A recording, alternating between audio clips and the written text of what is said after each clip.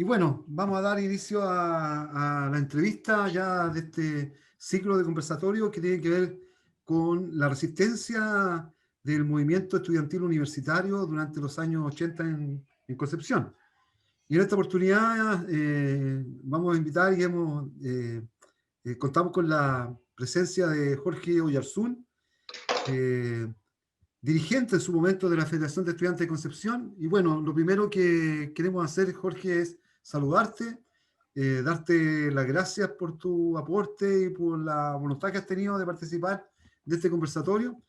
Y lo primero que queríamos preguntarte o plantearte es que te pudieras presentar, dar algunos pequeños datos biográficos, digamos, antes de entrar ya de lleno en la conversación que tiene que ver con tu participación de resistencia desde el movimiento estudiantil universitario a la dictadura cívico-militar de Pinochet.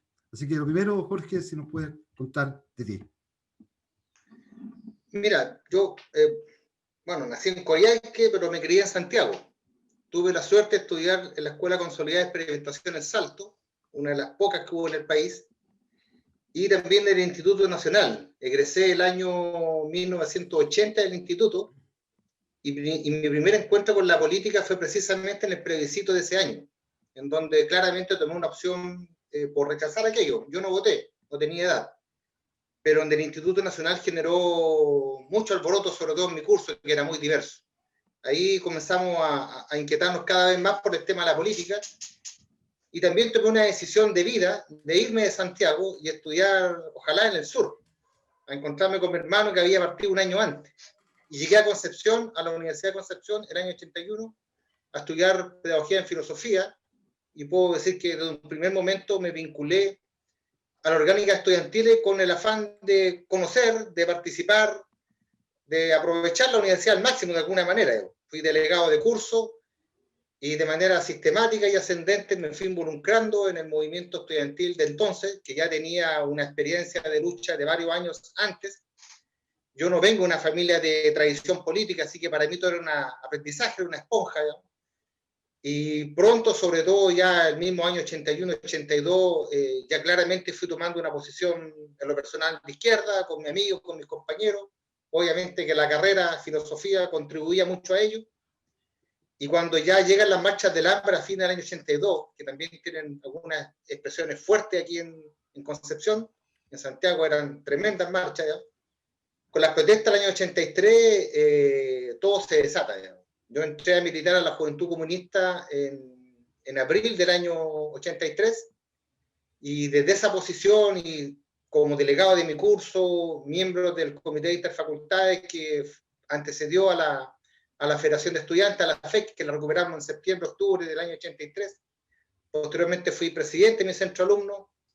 La vida, la lucha contra la dictadura me tuvo fuera 4 años, ¿ya? Porque estuve suspendido, siempre con el bichito de seguir aportando. Ya en Valdivia, en el sur, me recontacté con la Jota y volví aquí a la zona, porque estuve en Valdivia un año, en el 85, volví a la zona el año 86, el año decisivo, en donde muchos chilenos y chilenas de diversos partidos se la jugaron el todo por el todo. Yo estaba en la Jota y ahí, bueno, caí preso en septiembre, 3 días después del atentado a Pinochet. Yo pensé que de esa no salía y estuve 2 años preso, y tuve la suerte al final de mi presidio, en octubre del año 88, 20 días después del plebiscito, de salir libre, y tuve la suerte, como decía, de reincorporarme a la universidad el año 89, donde te conocí a ti, entre otras cosas, y terminar mi carrera de profesor de filosofía. Fue una cosa que francamente yo pensé que no iba a ocurrir nunca, digamos. Y de ahí ya a rearmarse prácticamente de la nada, digamos, la crisis de la izquierda. No voy a entrar en detalle, me fui de la Jota, hicimos una apuesta colectiva con mucho desjotoso de ingresar al Partido Socialista, que hoy día está prácticamente en el suelo, digamos. Estamos tratando ahí de hacer algo, ¿ya?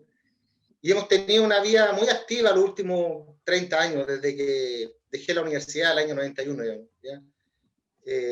Muy activa, o sea, he llegado a tener responsabilidad importante de gobierno en algún momento, sobre todo la década pasada. Fui Ceremi del Trabajo, fui Ceremi Gobierno, soy una persona que se me respeta, por lo menos en política, y ahora estamos entusiasmados y muy preocupados por lo que está pasando en el país, a propósito de que ojalá que esta convención constituyente una mi experiencia de vida como la de millones de chilenos cuando allá en septiembre del 80 entendíamos que esa constitución era fraudulenta, lo que ahí se estaba haciendo, no teníamos idea de los contenidos, la forma como se quería imponer nos llevó a rechazarla y 30 años después, 40 años después, esperamos que ojalá la Convención Constituyente logre instalar temas que nos permitan retomar un camino futuro. Te podría hacer ese resumen, digamos. Bueno, vamos a ir profundizando en algunas cosas, Jorge, que a nosotros nos interesan y que, bueno, en algunas otras ocasiones hemos conversado de tu trayectoria, de tu vida y tu vasta experiencia en temas de resistencia, sobre todo en la década del 80.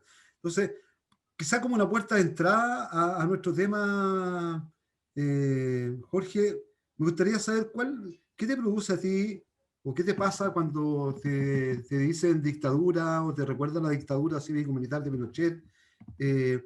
¿Qué emociones te embargan o y cómo eso pasa también a hacer un análisis, digamos, desde tu experiencia, digamos? O sea, decir dictadura hoy día quizás para muchos, para quienes no la vivieron, es una palabra más, ¿no? Pero tú que la viviste desde la resistencia, ¿cómo te impacta y qué te pasa con eso?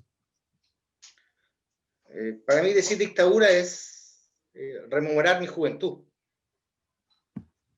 Y lo injusto que fue para mucha gente, ¿ya?, que vivió el golpe. Yo tenía 10 años para el golpe. Lo injusto que fue para mucha gente y lo injusto también que fue para nuestras vidas, digamos. O sea, no es normal que uno, siendo joven, tenga que andar con cuidado en la calle mirando a quién te sigue, digamos. O saber que algún compañero tuyo, amigo tuyo, fue detenido, fue torturado, o leer o ver en la prensa que mataron a lugar personas. Para mí, la dictadura es una experiencia concreta, de vida, cotidiana, que me formó, que me hizo amar, ¿ya?, que me hizo creer que las cosas se pueden hacer mejor, que uno tiene que tener un compromiso con la vida, que la democracia es una construcción cotidiana, ¿ya?, que la perversión suprema es cuando a ti te quieren imponer, ¿ya?, una forma de pensar, de ver el mundo, de hacer las cosas, que los hechos le coarta las posibilidades de libertad a todo tu entorno, digamos, ¿ya? O sea, yo cuando veo a la juventud de hoy día, no la envidio, digamos. Me encantaría que pudiesen vivir todo lo que muchas generaciones no vivieron con la dictadura. Cuando escucho a un joven de estas últimas generaciones que dicen que el gobierno nos reprime, yo pienso para mis adentros, con mucho respeto, la juventud hoy día no sabe lo que es la represión. No tiene la menor idea lo que es la represión, ¿ya? Y nosotros, como generación, y antes que nosotros, y muchos peor que nosotros, vivieron la represión de manera cotidiana. Yo cuando rememoro la dictadura, pienso, o sea, yo pienso, o sea, cómo sobrevivimos, digamos, cómo vivimos, cómo pudimos amar, cómo pudimos compartir de repente un vaso de vino con los compañeros, cómo pudimos caminar en noches oscuras, cómo no nos mataron, o sea, ¿por qué nos salvamos? Si nosotros perfectamente podríamos haber muerto. Cuando a mí me detiene la CNI, donde yo estaba viviendo, el primer tipo que entra me dice: en Santiago matamos a 3. Yo tenía entonces 23 años, digamos. Yo dije, hasta aquí llegué, no, entendí que ya me iba a morir. Por lo tanto, toda mi lógica de las próximas 48 horas en la CNI era evitar que alguien más cayera, ¿ya?, de encerrarse y cerrar todas las puertas que tú puedes encontrar. Siempre me acuerdo de la casa de mi abuela en el campo en Santiago, en el Monte de las Mercedes, cuando esa casa de la abuela, que era adobe grande, de techo alto, se limpiaba, todos los primos, todos los nietos la limpiaban, ¿no? Cerrábamos todas las ventanas y todas las puertas, las dejábamos oscuras, y se limpiaba y se desinfectaba para que metieran todos los bichos. Y a mí me gustaba quedarme en la casa disfrutando de esa oscuridad en pleno día, verano, donde una luz aparecía por una rendija de la ventana, etc. Cuando estaba en la CNI me imaginaba eso, cerrar todas las puertas para que nada entre, digamos, para que nada entre, para que nada salga. Entonces, cuando yo rememoro la dictadura, no solamente la recuerdo con amor para mucha gente que sufrió mucho más que uno, sino que en lo personal es un periodo oscuro, un periodo oscuro. Y lo que yo rescato de la dictadura, en definitiva, es el valor de la vida y el querer vivir, porque no nos pegaron, sí, ese es el tema. No fueron capaces de derrotarnos, sí, nos agarraron, nos pegaron, lo que queráis, ¿ya? Más, fuimos una generación que fue derrotada por la dictadura, no fuimos capaces de derrocarla, lo que tú queráis, pero a fin de cuentas salimos con la frente en alto, y me duele mucho cuando veo compañeros de mi generación que sufrieron tanto más que uno, y mucho más que uno, y todavía han ido quedando a la vera del camino. O sea, es mucha vida la que destruyó la dictadura. La única forma de comprender una dictadura es una aplanadora destruyendo vida. Hicimos lo posible porque esa aplanadora no destruyera toda la vida y dimos nuestro aporte. Estoy orgulloso de eso. Jorge, y a propósito de eso, bueno, tú llegas a Concepción en un año súper, yo diría, complejo, pero además va a significar un despertar de los estudiantes y de los movimientos sociales, que después va, yo diría, a explotar en el año 83 ya de una manera muy masiva. Pero antes del 83, entre los años 81, 82, eso se fue fraguando, ¿no? Se fue dando unas pequeñas manifestaciones. Tú fuiste parte de ese movimiento que nos contabas desde filosofía, desde tu carrera, fueron cuestionándose y fueron interpelando también a las autoridades universitarias, que además tenían la universidad intervenida. A veces se nos olvida también que estamos en el contexto de universidades, no solo las estatales, también como el caso de la Universidad de Concepción, que estaban directamente intervenidas con rectores designados, ¿verdad? Sí. Y con departamentos dentro de la universidad y direcciones que operaban como verdaderos dispositivos de represión, ¿no? Entonces, con un temor de que te fueran a denunciar, a delatar, en fin. Pero aún así, y frente a todo eso, ustedes fueron capaces de ir reconquistando espacio el año 81, 82, a través de los comités democráticos, en fin, y que finalmente va a generar una nueva federación. Si nos pudieras contar un poco de ese proceso, Jorge, ¿cómo lo fueron desarrollando? ¿Cuál fue tu participación ahí? Hay historias sabrosas ahí que tú nos puedes contar, ¿no? Desde tu propio apodo, ¿no? A ver si nos puedes contar algo sobre eso. Ahí la puedo contar sin problema. Mira, yo llegué cuando, a propósito y como consecuencia de la Constitución de Pinochet, digamos, se instala un reglamento que regula la organización de los estudiantes de la libre asociación. Ese era el concepto, que en definitiva apuntaba a un símil de la legislación laboral, digamos. O sea, los trabajadores no están obligados a estar en un sindicato único y se pueden organizar como quieran. Y eso permite, obviamente, dividir, digamos, a los trabajadores. Esa misma idea llevaba a un reglamento estudiantil que permitía que se multiplicaran las asociaciones de estudiantes con tal de debilitar la posibilidad de un centro alumno único o un comité delegado. Yo llegué justo en ese momento, cuando se instala el debate fuerte en la Universidad de Concepción. Y en la carrera de filosofía, por sus características propias se podría decir, ahí se toma una decisión colectiva. Por primera vez yo empiezo a aprender eso de dar una discusión, y se toma una decisión de crear una asociación de estudiantes bajo el cual pudiese actuar el Consejo de Delegados de la carrera de filosofía, que era la asociación Aitía, que se formó junto con una que se creó también en la Facultad de Ingeniería. Y estas dos organizaciones actuaban como fachada para las organizaciones estudiantiles, como son consejos delegados, y hacer cosas con la autorización de la universidad.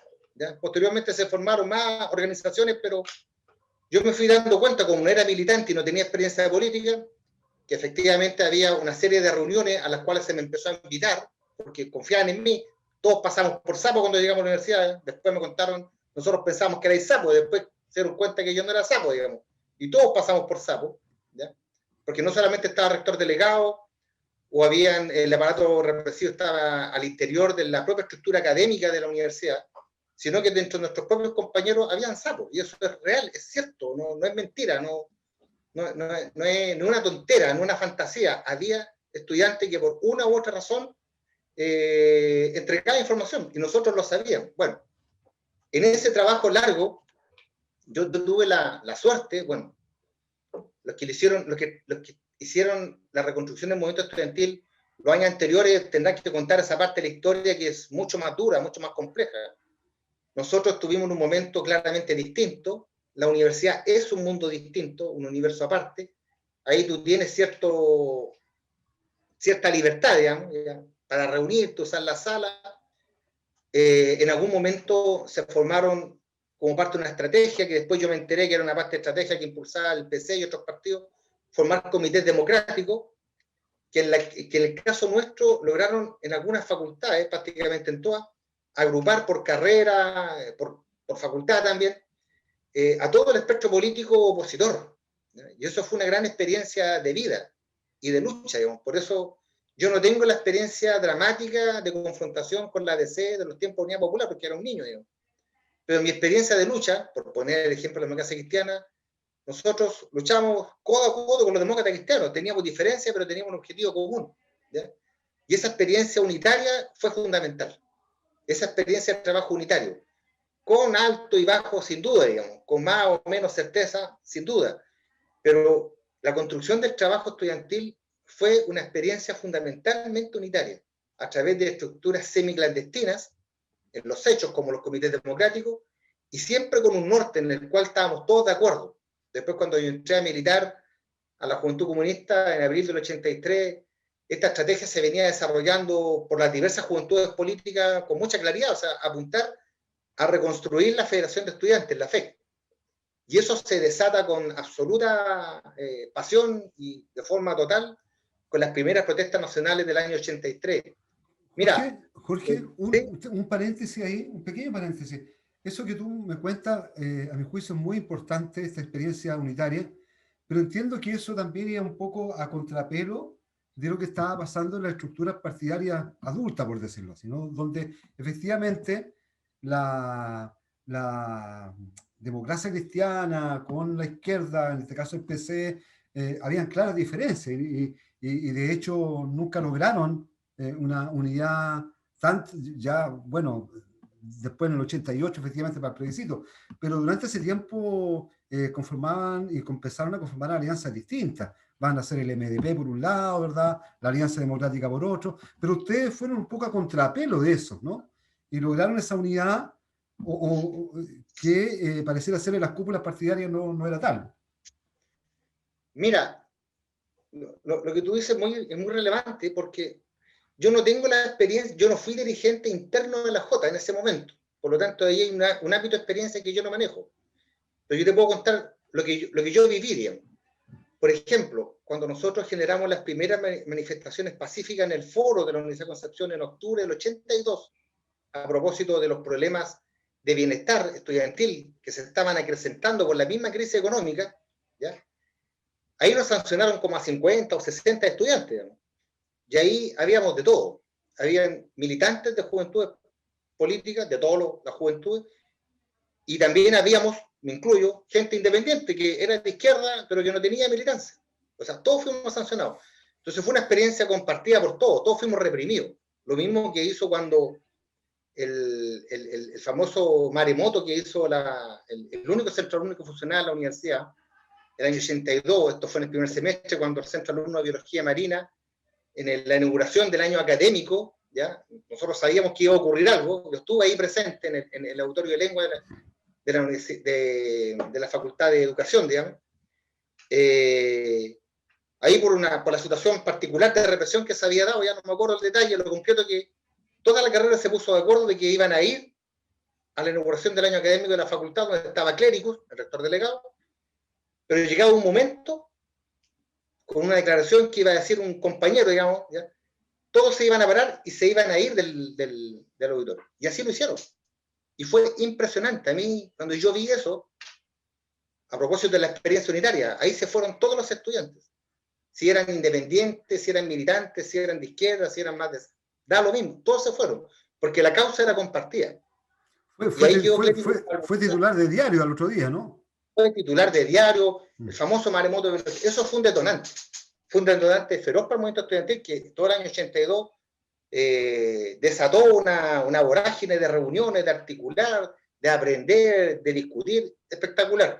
Y el año, pero mira, tú me preguntaste este tema, el año 83, cuando ya esto se desata, y nosotros somos depositarios en una lucha del mismo tiempo el golpe, que tiene sus altos, sus bajos, va creciendo, se va achicando, llegamos con una tremenda ganas de reconstruir la FEC, ¿ya? Y cuando vamos a la elección de la federación se impone la lógica nacional. O sea, siempre debimos haber presentado una lista única para ganar, digamos, ¿ya? Y se presentó una lista de izquierda y una lista demócrata cristiana. Y ganó la izquierda, obvio, si teníamos mejores dirigentes, que eran más reconocidos por la masa estudiantil o por el movimiento estudiantil.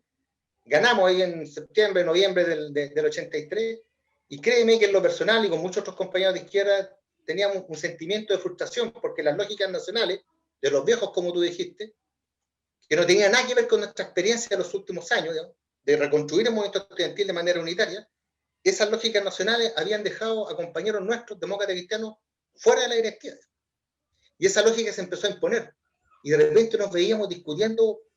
Yo entiendo que son importantes, que el tema de la violencia, que el tema que es fundamentalmente el punto, que instala, digamos, la oposición más de centro, cuando uno cotidianamente en la universidad y en las poblaciones, cuando tenía la oportunidad de estar, o sea, claramente el tema de la violencia no era debate, o sea, vienen los pagos y tenéis que hacer la barricada y tenéis que defenderte nomás, ¿ya? O sea, la represión, como les decía hace un rato, era una cosa cotidiana, la dictadura era una cosa real, que te perseguía día a día, que te acorralaba, que te amenazaba, que te hostigaba. Y claro, los grandes partidos, los que estaban en Santiago, imponían ciertas lógicas por rencillas de 20 años atrás o sus fracasos anteriores, y eso se llevaba al interior del movimiento estudiantil. Uno entiende la lógica, otra cosa es que la quiera aceptar, pero para nosotros es inaceptable, o por lo menos yo, en realidad me dolió mucho saber que compañeros demócratas cristianos no eran parte de la directiva de la FEC, a pesar de que ahí estaba el Crico, estaba la Paulina Veloso, el mismo Alejandro Navarro, tremendos dirigentes, pero me habría gustado ver otros compañeros que también se sacaron la cresta igual que nosotros, digamos.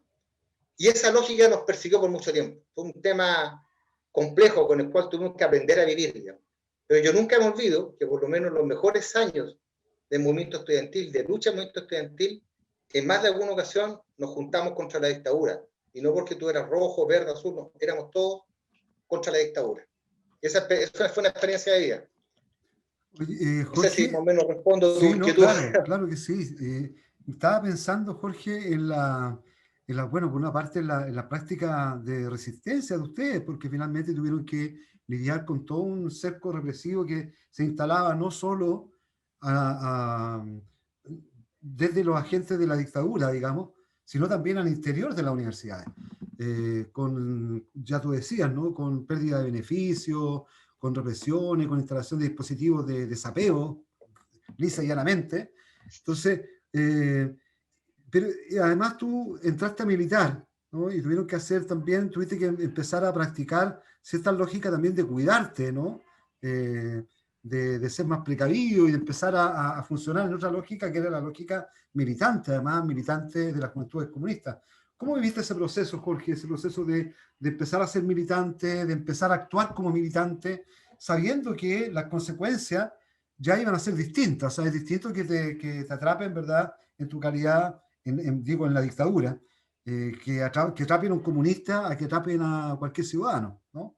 Entonces, diste un paso que era peligroso, además. ¿Cómo viviste ese proceso? Mira, yo podría decir que lo viví fue un proceso normal, obvio, una consecuencia de que todo río tiene que llegar a un mar, digamos, o tiene que desembocar en algún lado. O si no, se evaporará en el desierto, en la roca, y hasta ahí llegó el agua. Yo siento que fue un proceso absolutamente normal, natural y obvio de lo que yo estaba haciendo y trato que sea una conducta de vida. O sea, si yo asumo un rumbo y tomo una decisión, porque también me convenzo y creo que efectivamente yo tomé una decisión, a mí nadie me la impuso, yo no tengo una familia política para atrás, no la tengo, digamos. Yo, por una serie de convicciones de autoformación, si tú quieres, de leer mucho también, ¿ya? De tratar de tener la mente abierta, no cerrarme, disculpen lo que voy a decir, digamos, pero quiero ser brutal en esto para explicarlo. No porque tenga un familiar desaparecido, me hayan fusilado un hermano, o mi familia ya vivió una represión brutal, yo entonces me voy en la hora contra la lectura. Esa no es mi experiencia de vida. Yo llegué por una serie de convicciones, desde chico, no sé, de leer más, digamos, ¿ya? De ser un poquito más soñador, y yo llego a la juventud comunista como una conclusión obvia. O sea, incluso el que me formó políticamente en la universidad, Rodrigo Pulgar, era demócrata cristiano, profesor actual de la Universidad de Concepción, ahí del Departamento de Filosofía. Y cuando la chica Gloria, de la J, en un momento me dice, ya Jorge, tomaste la decisión, estamos hablando a principios del año 83, en marzo, porque el año anterior la dejamos pendiente, la chica de la J. Yo le dije, sí, Gloria, tomé la decisión de entrar a la J. Digamos. Y el Rodrigo que está al lado mío, demócrata cristiano, yo sabía que te ibas para allá, si no había vuelta que darle. Digamos. Entonces, no solamente me felicitó a la Gloria, que fue la que en definitiva me presentó formalmente en la J, sino que mi otro compañero, un demócrata cristiano, me abrazó, me dio la mano, me dice, compañero, es que echarle para adelante. ¿Te das cuenta? Entonces, para mí fue una conclusión obvia y también necesaria, porque te estabas perdiendo algo, porque no eras parte de la articulación más fina del tema. Y cuando doy este paso, obviamente me incorporo más abiertamente, se me asignan responsabilidades, espero haberlas cumplido dentro de lo que corresponda, y también me doy cuenta que el riesgo que estamos corriendo es mayor. O sea, el año 83, con toda la vorágine de ese año con las protestas nacionales, con toda la alegría que nosotros tuvimos cuando hicimos el plebiscito, por donde pusimos en todas las urnas, en todas las facultades, una urna con un plebiscito informado a todos los estudiantes para que decidieran si querían o no Federación de Estudiantes, ¿ya? El día que ganamos la federación se inmola Sebastián Acevedo, un comunista, digamos. Y nosotros los días previos, por lo menos los que teníamos cierta responsabilidad, yo no tenía responsabilidad interna, pero sí pública, por lo tanto te llegaban, te informaban, te mantenían informados los compañeros. La dirección regional de la Juventud Comunista y del partido estaba siendo fuertemente reprimida. Habían asesinado a Víctor Hugo Huerta, ahí en Pedro Valdivia. Entonces la cosa estaba fea, digamos. Y se inmola Sebastián Acevedo. Entonces, cuando se inmola Sebastián, llegamos un grupo de compañeros ahí al frente a la catedral, y yo de alguna manera debo decirlo honestamente, o sea, es por primera vez que yo vi el horror, digamos, el horror de ver que habían trazas de una persona que se inmoló, que había olor a combustible todavía, había carbón, hollín, de su ropa, de su carne probablemente, se lo habían llevado. Estábamos ahí, y no podíamos hacer nada, y un odio parido, o sea, sentí una repugnancia feroz, digamos, ¿ya? Tuvimos que parar a algunos compañeros que querían ir a pelear a los pacos, y termina peor la cosa, digamos. Pero ahí sentí que efectivamente algo se quebró. Por lo menos a mí algo se quebró, digamos, y entendía que ahí tú puedes tomar la decisión. Sigo, pero a media, o me echo para atrás. Yo seguí. Yo seguí. Jorge, discúlpame, pero a propósito de eso, y lo he conversado con otros dirigentes también de la época, entre ellos el Crico, que tuvieron también la oportunidad de conversar en algún momento, y siempre me ha llamado la atención esto de que cuando nace la federación, el 83, entiendo, en noviembre creo que son las elecciones sí. de la primera federación, y llega el año 84, donde la federación hace como su presentación, ¿no? en sociedad. Y resulta que la primera marcha, la primera movilización, termina con la muerte de Caupolicán y Nostroza. Y lo que pudo haber significado un golpe duro, significó, parece, también un acicate también para seguir con la lucha y bueno, debe haber sido bastante fuerte. ¿Cómo recuerdas ese momento? ese episodio, ese hecho? Mira, la imagen es la primera protesta nacional, 27 de marzo de ese año, digamos. No recuerdo si fue jueves, viernes, pero la primera protesta nacional. Estaba lleno el foro, porque llegamos todos cargados de pilas del verano, todos cargados de pilas, de volver a vernos, lleno el foro de lado a lado, 4.000, 5.000 estudiantes, ya estaba armado el dispositivo, venían los de la Bio Bio, nos juntamos, una marcha de miles para el centro de Concepción, como ya había sido usual durante las protestas nacionales, un día precioso, digamos. La canción del momento del verano fue Vamos a la playa, bueno, en el foro, vamos a la plaza, ahí estábamos todos. Era una felicidad que irradiaba por todos lados, estábamos contentos de vernos, de retomar la lucha de la U, de que éramos miles los que estábamos ahí, todos felices. Bueno, salió la marcha como corresponde con los dirigentes a la cabeza y la represión nos paró ahí en la diagonal, y el repliegue como ocurría, esta vez con miles de gente corriendo hacia el interior de la universidad, y se armó la trifulca, digamos. Yo soy hijo de militar, así que, y como viví al lado de un regimiento como el WIN, eso es toda una historia, digamos, pero no viene al caso de conversarla ahora, yo escucho un ruido fuerte y digo, tío, decir, balazo no, pues si había un polígono a 200 metros de mi casa, digamos. Y de repente escucho los tiros, digamos, los tiros secos. Y yo estaba como a 100 metros, digamos. ¿Ya? Lo primero que me acordé, mi hermano no está, salió el año pasado, está en Santiago, mi hermano no estaba, entonces, por si pasaba algo, no está mi hermano, era siempre el problema que tenía el 83, que mi hermano, que me lleva por 2 años, había una protesta lacrimógena, siempre me preocupaba mi hermano, y él se preocupaba de mí, pero él ya no estaba. Y cuando dicen, hoy hay un cabro herido, el segundo error, digamos, o sea, ver un estudiante que pareció cualquiera, o tú, al lado de un árbol, con el pecho ensangrentado, algunos tratando ahí de tomarlo, y, o sea, eso fue terrible, fue otro quiebre, digamos, ¿ya? O sea, una alegría contenida de algunos meses del verano, de querer salir, de manifestarse. Sabíamos que las posibilidades de un enfrentamiento con carabineros eran altas, pero nunca habíamos experimentado, por lo menos esa generación, ¿ya? Que hayan tirado al cuerpo, ¿ya? Y hayamos terminado con una persona muerta en la calle. No teníamos esa experiencia de muerte ahí, en un lugar donde todos los días pasábamos caminando, digamos. Eso fue brutal porque en realidad te quita la inocencia. O sea, entre lo que pasó con Sebastián y lo que pasó con Caupolicán, que era un estudiante más de miles, puede haber sido cualquiera, digamos, ¿ya? Es un tema que a ti te quiebra. Ahora, hay otros compañeros que en otros momentos, imagínate los que están en el Tume, que los cazaron, los mataron, los reventaron, digamos, por decir algo, los compañeros de Miro, o lo que pasó con Víctor Hugo Huerta, lo que pasó un año después con el guerrero Pará y Natino, que los degollaron. Ese fue nuestro encuentro con el horror. Y fue brutal para muchos. O sea, yo creo que ahí mucha gente se quebró y mucha gente se radicalizó. Yo di un paso más hacia la radicalización. O sea, caché que el movimiento estudiantil ha sido un aporte, pero hay un ámbito de acción política en donde estos tipos claramente no van a dejar de reprimir violentamente cuando tengan que hacerlo. Oye, Y ahí lo hicieron. Jorge, y discúlpame que siga transitando por esa vía, pero tiene que ver con el estudio, pero finalmente esa radicalización de la que tú hablas va a llevar a que tú vayas tomando ciertas funciones dentro de las juventudes comunistas y finalmente van a terminar con tu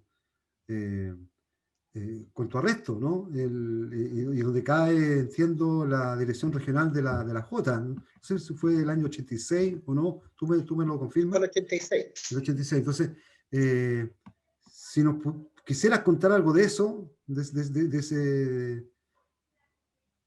ese episodio, Mira, digamos. los procesos son procesos, no van en un solo sentido. Yo creo que el mecanismo no funciona en la vida, en la naturaleza ni en la sociedad, digamos. Hay bifurcaciones, hay eventos que surgen y te hacen cambiar. El año 84 fue una vorágine brutal, ¿ya? Fue feroz. Nosotros terminamos con estado de sitio en octubre del año 84. ¿Ya? Hubo un desalojo violentísimo de la Universidad de Concepción el 5 de septiembre del año 84. Fue violentísimo. ¿Ya? Ahí Moro y Cristiano recibimos, fue una cuestión brutal. O sea, ahí no murió alguien, porque a lo mejor los pacos tenían mala puntería, digamos, pero fue un tema feroz. ¿Ya? Fue una experiencia colectiva cuando lo tuvieron como a 130 o 140 en la Universidad de Concepción, y todos para la comisaría, y todos fuimos fotografiados por tipos encapuchados. Fue un tema de horror, ¿ya? De horror. Yo recientemente había terminado de leer un libro sobre la guerra en El Salvador, digamos, donde ahí la violencia es matar, pues mientras más matas, más eficaz eres como represión, digamos. Yo pensé que hasta ahí llegamos también, porque se había desatado una suerte de autogolpe, después lo comentamos, y que a lo mejor hasta aquí nomás llegamos. Bueno, pasamos esa ola, y llegamos al fin del año 84 con una feroz represión en todo el país. ¿Ya? Eso ya es parte de la historia de Chile, a propósito de cómo se desata el estado de sitio y el paro que hubo en octubre, las acciones que realizó el Frente, todo un tema complejo que se vivió en ese fin de año. Y yo termino siendo, termino siendo requerido, digamos, por el Ministerio del Interior en un listado de gente a detener en Concepción, junto con otros dirigentes estudiantiles, entre los cuales está el CRICO probablemente y muchos más, digamos. ¿Ya? Yo me tengo que fondear, ¿ya? Y paralelamente, cuando puedo hacerlo en la universidad, los mismos profes me dicen: Jorge, suspende estudios, porque te van a suspender, te van a expulsar. Yo tuve 2 suspensiones seguidas a fines del 84 y técnicamente quedé expulsado a la universidad.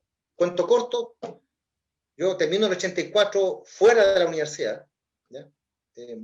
Con una orden de detención que a fin de cuentas logro capear, y bueno, como estaba emparejado en ese tiempo con mi compañera, con Viviana, ella se fue a estudiar a Valdivia y yo partí detrás, digamos. ¿Ya? Y en Valdivia yo, después de algunos meses de estar trabajando, me reincorporo a la vida militante, entre otras cosas porque los compañeros que hacían el trabajo orgánico a nivel nacional pasaban por Valdivia y me iban a ver, pues me decían: compañero Zorro, me decían, usted se va a reincorporar, ¿qué va a hacer? Bueno, me reincorporé, ¿ya? Y estuvimos trabajando en Valdivia, conocí gente maravillosa, sobre todo en el campo, ¿ya? Unos viejos comunistas extraordinarios, digamos, en Río Bueno, en La Unión, qué sé yo, en el mismo Valdivia. Pero cuando empieza el tema del año decisivo, ahí el planteamiento que se me hace internamente es volver a la región, que de alguna manera se requería reordenar los esfuerzos con los cuadros que tenían conocimiento de los territorios. Y yo tenía conocimiento de la región, digamos, conocía la provincia porque fui dirigente, porque, no sé, pues la conocía. ¿Ya? Y a sabiendas de que teníamos un riesgo tremendo de ser detectado, porque si el Zorro estaba en Concepción y no estaba estudiando, algo estaba haciendo, digamos, ¿ya? Y muchos otros compañeros. Entonces, a sabiendas que la decisión que estábamos tomando de volver a Concepción era peligrosa, yo en lo personal la tomé, a un costo alto, digamos, porque terminamos con mi pareja y todo lo demás. Porque entendíamos que ese año era el año decisivo, digamos. Y aquí hubo muchos compañeros en la estructura, en este caso la J, que puedo dar cuenta de eso, que tuvo alguna relevancia pública en algún momento en los años anteriores, que asumió responsabilidad interna importante, en un año que nosotros creíamos que iba a ser decisivo, y lo fue. Fracasamos, o fuimos derrotados al año decisivo, ¿ya? Se quebró el movimiento contra la dictadura, la Asamblea de la Civilidad, que en algún momento jugó un rol importante, se quebró, y a fin de cuentas llegamos a septiembre con un paro nacional básicamente impulsado por los comunistas, y con el precedente de los arsenales, y posteriormente la guinda de la torta, el atentado contra Pinochet. Yo era parte de la estructura interna de la J, del zonal de la J aquí. La responsabilidad que tuve al momento que a mí me detuvieron era encargado regional del trabajo militar de masa. El trabajo, la política militar del Partido Comunista tenía 3 componentes. Uno que era el de la fuerza propia, donde estaba básicamente el Frente Patriótico. Otro que era el trabajo dirigido hacia las Fuerzas Armadas, ¿ya? Que tenía el apodo de Clarín. Y había un tercer componente, que en el orden en realidad era el segundo, que en mi opinión siempre era más importante, que era el trabajo militar de masa, que era generar las capacidades de autodefensa, digamos, y de protección del movimiento social, ¿ya? con más o menos organización o con más o menos capacidad operativa, dependiendo del desarrollo, porque efectivamente la lucha popular estaba llegando a un nivel más agudo, digamos, ¿ya? Y yo era responsable de esa parte. Entonces, cuando a mí me detienen, yo pensé, caímos todos, ¿no? Ahí he caído solo, digamos. Entonces, para mí fue un tema súper duro aguantar, digamos, toda una historia, digamos, ¿ya? Y me sorprendió que cuando a mí me detienen, la CNI aquí no tenía un chequeo fino de mi recorrido de los días anteriores. Eso de alguna manera a mí me permitió pasar el chaparrón y que no cayera nadie más, por lo menos por el lado mío. Sí que yo la tendrá en Lota, digamos, por ahí reventó este cuento, y llegamos a la CNI, y recuerdo que cuando entré después de la CNI, cuando llegué a la cárcel, de partida habían 2 compañeros de la carrera de filosofía que estaban presos, ya llevaban 4 años, teníamos una sucursal de filosofía en la carrera, y me están saludando los compañeros, y luego le decía, ¿dónde está el burro? ¿Dónde está el burro? El burro era el jefe político del partido al interior de la cárcel. Yo tenía clarito que tenía que hablar con el burro, decirle, burro, esto, este es el problema, este se va, para que él sacara la información rápidamente de la cárcel, porque me agarraron un migrante cualquiera, digamos. Hay toda una historia. Mi jefe superior, si se puede usar ese concepto, Eduardo, era José Julián Peña Maltés. Un año después, él estaba dentro de los desaparecidos, los últimos desaparecidos de dictadura. Con él tuvimos conversaciones largas, aquí en Concepción, en Lientur, siempre cuando paso por ahí, me acuerdo de él, digamos. Él en un momento me dijo, compañero Luis me decía, me llamaba Luis, necesitamos que se vayan algunos cuadros más políticos al frente porque la cosa se está quebrando, ¿no? Para contarla en 2 líneas. Y queremos que tú te vayas. Le dije, no hay un problema, yo me voy. Pero después de septiembre. O sea, yo entendía que había que volcarse con todo a septiembre del 86, digamos. Y no sé, pues yo tengo mira, José Julián desaparece el 87. Como a los 2 meses de su desaparición, yo estoy en mi cama de la cárcel ahí, leyendo la revista de análisis, abro la hoja, veo una foto, digamos, y sentí así que la espalda se te hiela, así, sentí frío, ¿ya? Porque estaba la foto de José Julián Peña, Rafael le decía yo, y estaba ahí, pues, y era uno de los desaparecidos. Y es la última vez que nos dijo, Jorge, si a mí me agarran me van a matar, ¿ya? O sea, yo estoy claro que me muero, Rafael, o sea, Luis me dijo.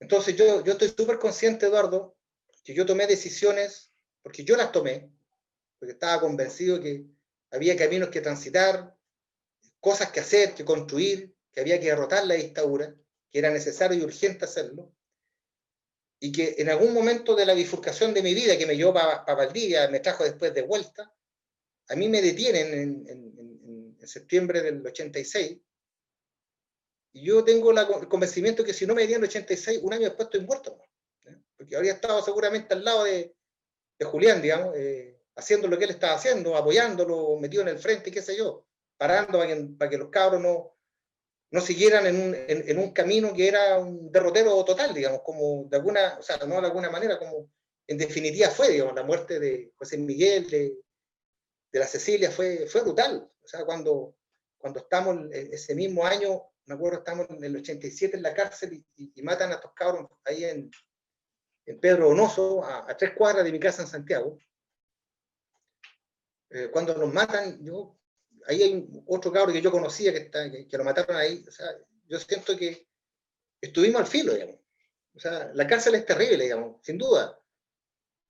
Pero si no nos detienen, no estamos conversando, ¿no? O sea, yo no me paso película, no me considero ni un héroe, ni ejemplo de lucha, nada, digamos. Si cuando hay un compañero, Guillermo Hernández, que no iba a ver a la cárcel, o cuando algún compañero o compañera me decía, compañero, ¿por qué lo agarraron? Por hueón, le decía yo, por hueón. Porque en realidad pudimos haber sido más finos, haber tenido un manto mejor, haber cuidado más las normas de seguridad, pero bueno, la vorágine nos obligó a jugarnos todo por el todo y me agarraron. Yo fui el primero que agarraron aquí en la región después del atentado a Pinochet, y como te dije, el primero que entró a la casa me dijo, en Santiago matamos a 3, yo pensé que hasta ahí nomás llegaba, y me considero un afortunado, con mucho dolor, pero afortunado de haber sobrevivido esa experiencia y no olvidarme nunca, nunca, que un compañero al que yo le decía Rafael, José Julián Peña, en Hualpén, en la calle Ramuncho, cansado después de varias reuniones, en los tiempos difíciles ahí, estamos hablando de julio, agosto, de repente me dice, compañero, ¿almorzó? No, no he almorzado, estaba muerto de hambre. Ya, y se mete a un negocio que todavía está ahí, un negocio ahí en Ramuncho, y sale yo pensando que se iba a comprar un par de sanguchitos, alguna cosita rica, sale con 8 Super 8, 4 para él, 4 para mí. Me pasa los 4, abre uno, empieza a comer, yo empiezo a comer los míos, y vamos caminando y seguimos dándole al tema, o sea, y hay que hacer esto, y ya. Nuestros almuerzos fueron 4 Super 8, digamos. Ahí yo sentí que era épico, yo sentí ese momento como épico, y lo guardo con mucho cariño, porque a pesar de todo lo que vivimos, la vida siempre es mejor, la vida siempre es mejor. Y Julián Peña, José Julián Peña, para los que no lo conocen, y ojalá los que escuchen esta entrevista, si la pueden escuchar, que indaguen, fue un hombre tremendamente honesto, se la jugó por entero. Entonces, si tú bajáis la frente, no estáis siendo honesto con él, y él merece ser recordado. Yo creo que Caupolicán, Víctor Hugo Huerta, los que a mí me tocó conocer de cerca, y todos los que de alguna manera sufrieron la represión, merecen ser recordados. Entonces, también valoro mucho lo que ustedes están haciendo, porque a mí me emociona, pero por otro lado también me confirma, y esto es importante decirlo, Eduardo, me confirma que el movimiento estudiantil se construyó con mujeres y hombres que tomaron decisiones correctas, y las tomaron libremente, a partir de sus propias experiencias, de su entorno, de sus creencias. Y lo que hizo la generación a la cual yo pertenecí, a la cual yo pertenecí, de luchar contra la dictadura, con toda la diversidad que tuvo esa generación, fue una decisión correcta. No logramos lo que queríamos, no logramos. Hicimos lo que teníamos que hacer, lo hicimos de la mejor posible. Nos equivocamos, también amamos. Y yo espero que a la vuelta de los años, con los años que tenemos, que ojalá nadie, yo no me siento en eso, haya guardado odio en su corazón, odio por lo que enfrentamos, un desprecio profundo por Pinochet y lo que él representa. Pero odio no, o sea, si a fin de cuentas, a pesar de vivido, la vida siempre, el odio no, efectivamente no sirve de mucho para vivir, no sirve de mucho. Hay que ser, por sobre todo, honesto con lo que uno vivió y no arrepentirse. Yo no me arrepiento, incluso de los errores que cometí, de los dolores que provoqué en mi madre, que la sufrió, la gente que me quiere y todo lo demás. Incluso asumo mis errores, porque en definitiva fueron decisiones propias. A mí, yo creo que a mi generación nadie nos obligó a hacer lo que hicimos, y es un gran valor.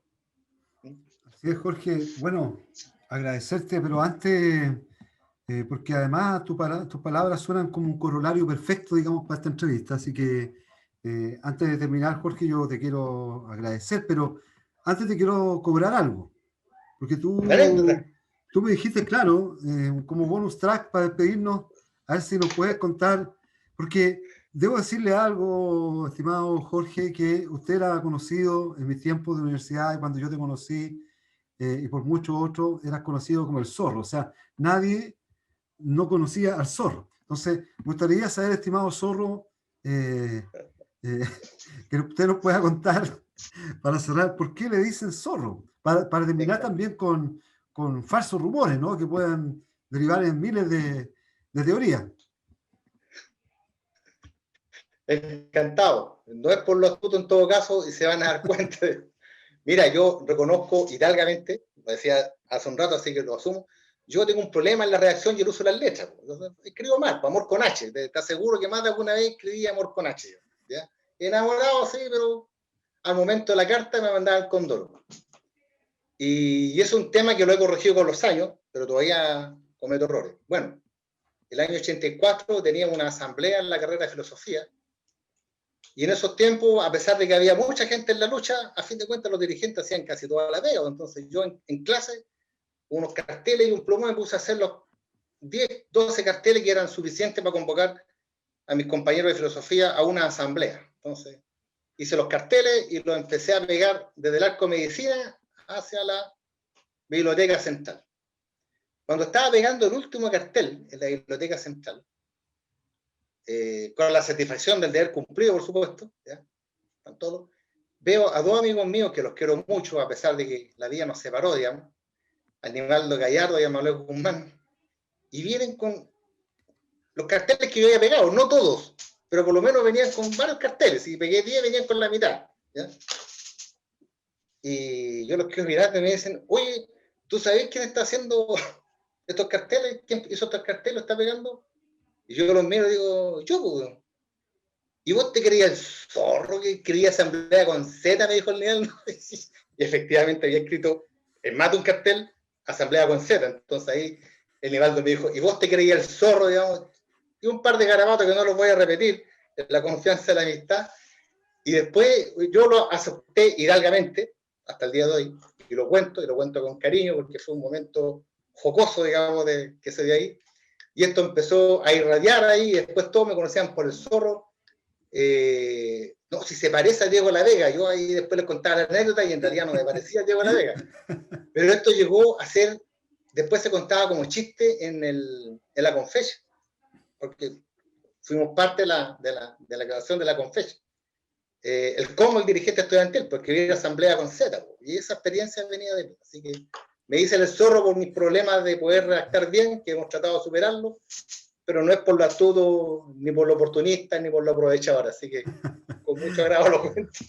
Oye, Jorge, no te pasaste. Bueno, y que gracias por compartir tu experiencia, Jorge Zorro, tu vivencia, porque precisamente lo que buscamos con estos espacios es no olvidar, ¿no? Yo creo que el olvido, tú bien decías, no tiene este ánimo de revancha, ¿verdad? Ni andar odiando en la vida, sino más bien creemos nosotros, y eso es lo que sustenta nuestro grupo de investigación, es que la única forma de construir un futuro, de construir una mirada prospectiva, proyectiva, es partiendo por el recuerdo y partiendo por lo que somos, ¿verdad? Por nuestras identidades, y sin duda lo que sucedió en la década del 80 en Concepción con el movimiento estudiantil universitario tiene un alto significado para quienes lo vivieron y también para quienes después se proyectaron con eso, ¿no? Que fueron las generaciones siguientes. Entonces, tú eres parte de eso, así que te quería agradecer la humildad que has tenido para compartir tu experiencia y la apertura que has tenido. Así que eso, darte un abrazo grande. Ojalá que estos tiempos tan difíciles, bueno, ya tú has pasado y atravesado por momentos más difíciles que este, así que me imagino que estás con toda la interés. Así que un abrazo grande y bueno, no sé si quieres decir algunas últimas palabras antes de terminar. Te dejo el micrófono abierto y te doy un gran abrazo, Jorge, y ya nos estaremos viendo presencialmente. Gracias, Eduardo, y también a usted agradecer lo que están haciendo, es muy importante, así que encantado de colaborar. Mira, en la intimidad y de la cárcel, de la celda, yo hacía un ejercicio, digamos. Me imaginaba 10 años, 20, 30 años después. Y lo único que quería es poder mirar atrás y encontrarme conmigo, digamos. No encontrarme con otro tipo. Para mí el ejemplo es el Oscar Guillermo Garatón. Se mira para atrás y ese quién es, digamos, ese perdón, no sé quién es. Se desconoce a sí mismo. ¿Ya? No somos perfectos, cometemos errores, sin duda, aciertos, sin duda. ¿Ya? Hoy día tengo una familia, un hijo de 12 años, que espero que tenga la posibilidad de hacer su juventud sin mirar atrás, sin temor, digamos. ¿Ya? Y a pesar de todo, yo miro para atrás y me encuentro. Tengo la tranquilidad moral y ética de encontrarme conmigo mismo, de a pesar de los quiebres que tuve cuando uno vivió esos años tan intensos, digamos, y estos últimos 30 años también, digamos, de sentir que sigo siendo el mismo, que me emocionan, que estas cosas me emocionan, que no fue en vano. Entonces yo creo que eso es importante, lo único que puede transmitir. Uno se puede equivocar, pero si uno forja convicción y valores, aunque la vida te obligue a no estar en la primera línea para que esos valores se expresen, renegar de esos valores que formaste en juventud es feroz. O sea, si yo no sintiera emoción de la primera vez que hice el amor, ¿ya?, estaría traicionando a la joven con la cual hice por primera vez el amor, digamos. O sea, no es justo para ella, no es justo para mí. Entonces no hay forma de ver para atrás que no sea con una tremenda sonrisa, a pesar del dolor acumulado. ¿Ya? Yo creo que en eso no hay ninguna posibilidad. Entonces yo miro para atrás y me alegro. O sea, fue duro, pero como te dije, esta planadora llamada dictadura, que solamente puede funcionar aplastando vida, nosotros nos interpusimos y yo creo que logramos impedir que destruyera todo. Y aquí estamos, así que ahora son estas nuevas generaciones las que tienen que hacer lo suyo y lo están haciendo. Y es una gran alegría. Eso, Eduardo, gracias a ti Un y a ustedes por abrazo, lo que están Jorge. haciendo. Un Un abrazo, abrazo cuídate igual. mucho. ¿Ya? Muchas Cuídate gracias, tú chao. también, gracias por todo, te pasaste. Chao, Cortamos el gracias a tiro, ti. chao, chao. Vale.